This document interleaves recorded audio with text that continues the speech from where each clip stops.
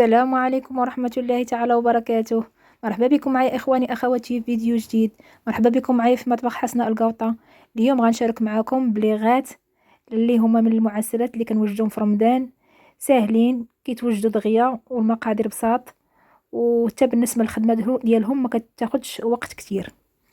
بالنسبة للمقادير كنحتاجو، هنا درت 2 زلافات ديال الدقيق، ودرت 2 زلافات ديال الجلجلان اللي منقيين ما يكونوش محمرين، درت نص كاس ديال الزبده، نص كاس ديال الزيت البلديه، درت بيضه صفر ديالها، معلقه ديال القرفه كبيره، معلقه ديال النافع مدقوقين هادو، وشويه ديال الملح ونص خماره، ودرت نص كاس ديال المزهر في المره الاولى. خلطته مزيان. بالنسبه لهاد المزهر غادي نبقى نزيد بيه بشويه بشويه باش نجمعها، ما غنديرش الماء نهائيا. كنخلطها مزيان حتى كتجمع، وكنخليها دائما العجينه كتبقى ليا قاصحه. درت معاهم واحد المعلقه ديال الخل وجمعت العجينه مزيان. هاد لا لاحظتوا هاد العجينه راه كتبان لكم صفرة، درت غير واحد الصفر ديال البيضه بلديه عطاني واحد اللون اللي هو صفيفر، وعجنتها مزيان تجمعات ليا ودرتها في واحد بلاستيك هكا ترتاح واحد شويه، وغادي ندوز باش نشكلها. هاد البليغات دائما كنغلبوا الدقيق على الجلجلان باش ملي كنبداو نعجنوا فيها اولا كنقليو فيها ما كتفرتش لينا، فدائما حاولوا ديروا الدقيق اكثر من الجلجلان. هنايا قسمتها على 2 ودرت طريف غنخليه تاني يرتاح، وغادي نبدا نخدم في الاولى. غادي نطلقو مزيان، هي راه قاصحه العجينه ديالها، كنطلقها وكنقاد ليها الجناب باش كتمشي ليا هكا على شكل مربع حتى كنطلقها مزيان، وكنشوف السمك ديالها اللي كيكون رقيق لان هي كتنفخ حتى هي شويه. ملي كنقادها كنحيد لها الجوانب بالقطاعه ديال الجراره، وغادي نديرها على شكل مربعات اللي يكونوا متساويين، اما عبروهم اولا ديروا غير عينكم ميزانكم وقطعوا. هنا كنحيد الجوانب باش تبان ليا الطراساج يبقى ليا مزيان، وعاد غنقطعها على شكل مربعات اولا معينات. هنا ملي نبغيو نطلقوا العجينه ضروري ما نديرو شي بلاستيكه اولا نديرو بابي سولفيريزي باش ملي كنبغيو ناخدو الطريف ديالها كيسهل علينا، كتهز لينا من سطح العمل. كما قلت لكم كنقطعوها الشكل والحجم اللي بغينا، وعادي غادي ندوزو باش نشوفوا كيفاش كندير لهم في الطياره. ساهلين، كنجمعوا لها الجوانب ديالها هي على 4، كنجمعوا لها قنيتات من الجناب وكتسد لينا ساهله كما كتشوفوا. الجنيبات ديالها بالنسبه الخدمه راه ما كتاخذش وقت كتير، دغيا دغيا.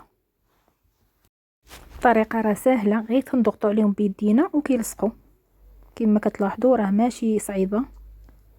كنبقاو مستمرين حتى كنكملوا الكميه كلها، وغادي ندوزو الطريقه باش نقليوها حتى هي كي الشباكيه. غادي نقليوها ونديروها في العسل نطفوها فيه ومن بعد نصفيوها. كما قلت لكم هاد البليغات راه ما تيحتاجوش وقت بزاف، راه دغيا كيوجدوا، غير خدموهم، راه ما يتعبوكمش بحال الشباكيه. بزاف الشباكيه كتلقى فيها الخدمه وفيها التشباك، واما هذه راه ساهله ما كتحتاج شي حاجه كثيره، دغيا كتوجد. خديتهم انايا صايبتهم دابا راه في الليل، ما خداوش معايا تقريبا شي ساعه ولا ساعه ونص، ما تعطلش معاهم بزاف. كما كتلاحظوا راه كملت الكميه كامله، ودابا غندوز نقليهم. بالنسبه لهاد البليغات ضروري ما ديروا لهم شي حاجه اللي تقليو فيها تكون غارقه، لان هي ملي كتبدا تقلى كتعطينا كديرينا واحد الرغوه في الزيت، وخاصها تكون غارقه باش تهبط. ملي كنعمروا المقله هكا بالبليغات تاع القلي كنبقاو غير تنحركوا فيهم بواحد العود اولا فرشيطه، غير كنحركوا بشويه شويه باش كيدخلوا كلشي في الطياب يتقلاو من الجوانب كاملين. ملي كنبقاو نحركوا فيهم بشويه بشويه باش كتشد راسها، عاد ديك الساعه يمكن لينا ندخلوا شي صفايه ولا شي حاجه باش نهزوا بها اولا باش نحركوا بها. المهم المره الاولى نديروا غير عود باش كتبقى لنا شاده راسها وما كتخسرش لينا في المقله. كما كتلاحظوا كتاخذ واحد اللوين يكون هو صفيفر هكا ذهبي، ما تخليوهاش كتحمر بزاف باش تاخذ اللون ديالها تكملوا في العسل. علاش قلت لكم قبيله ما تكتروش، غلبوا الجلجلان، غلبوا الدقيق على الجلجلان باش ملي كتبدا تقليو ما تبقاش تهبط لكم هكا في الزيت، كيبقى لكم حبيبات ديالها. هنا كنخليو القليه ضروري نخليوها كتبقى في العسل حتى كنقليو المره الثانيه، عاد تنحيدو القليه الاولى باش كتبقى وهي كتشرب لينا.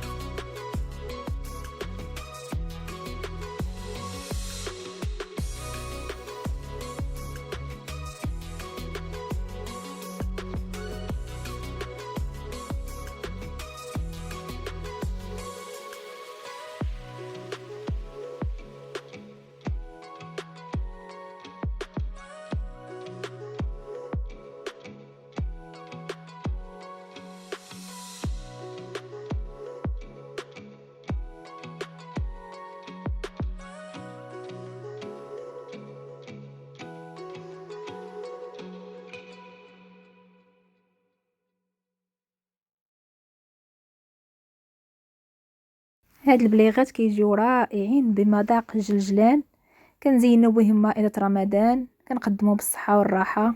الى عجبكم الفيديو ما تنسونيش من لايك وبشي كومونتير باش تشجعوني.